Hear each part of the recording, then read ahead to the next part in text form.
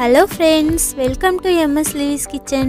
நாம இன்னைக்கு எல்லாருக்குமே ரொம்பவே பிடிச்ச ஹெல்தியான சம்மர் டைம்ல ரொம்பவே குளிர்ச்சி தரக்கூடிய ஒரு உணவு தாங்க கம்பு. அந்த கம்புல எப்படி கூழ் செய்யலாம் அப்படிங்கறத பத்தி தான் நம்ம பார்க்க போறோம்.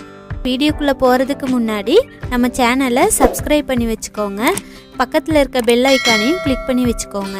வாங்க வீடியோக்குள்ள போகலாம். இப்போ ஃபர்ஸ்ட் வந்து நம்ம ஒரு கப் கம்பு எடுத்துக்கலாங்க.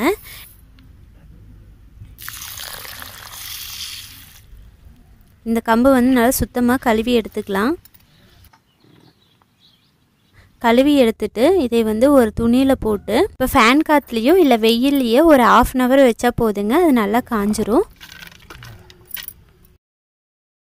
காஞ்சதுக்கு அப்புறம் இது வந்து ஒரு மிக்ஸி ஜார்ல மாத்திக்கலாங்க. பாருங்க சூப்பரா காஞ்சிருச்சு.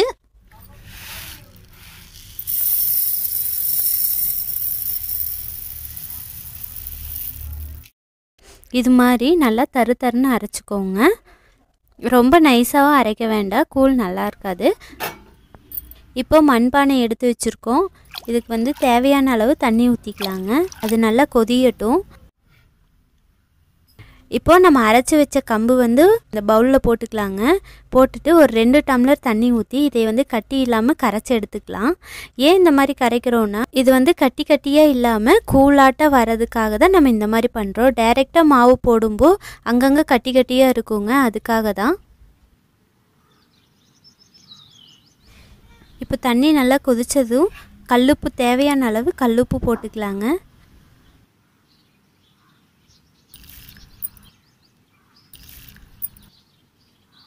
கல்லுப்பு போட்டதுக்கு அப்புறம் நம்ம அந்த கரைச்சி வச்சிருந்தோம்ல அந்த கம்பு மாவு எடுத்து அதுல போட்டுடலாங்க. போட்டு நல்லா கொதிக்கணும். ஸ்டவ் வந்து ஸ்லோல வச்சுக்கோங்க. ஏன்னா வந்து இது கம்பு வந்து பொங்கி வரும், அதனால ஸ்லோலியே வச்சு கிளறுங்க. இப்போ கூழ் வந்து வேகணும். இப்போ ஒரு தட்டம் வச்சு மூடி வச்சிடலாங்க. வேகட்டும். ஸ்லோல வச்சுக்கோங்க ஸ்டவ். இப்போ வந்து தயிர் வந்து நம்ம ரெடி பண்ணிக்கலாம். நான் வந்து 1 கப் தயிர் எடுத்து அதை வந்து நல்லா கரைச்சி வச்சிருக்கேங்க. இப்போ கூழ் பாருங்க கட்டி இல்லாமல் எவ்வளோ சூப்பராக இருக்குது அப்படின்னு.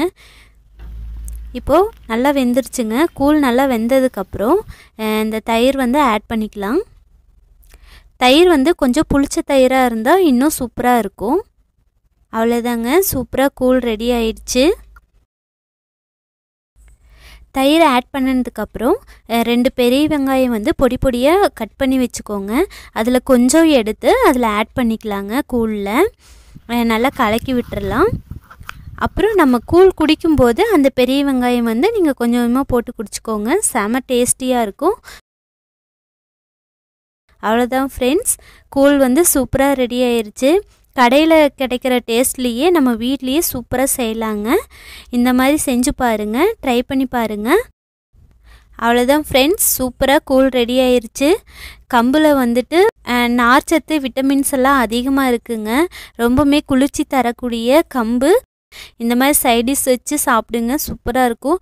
இதுக்கு பைனாப்பிள் வந்து செம டக்கராக இருக்குங்க. ட்ரை பண்ணி பாருங்கள்.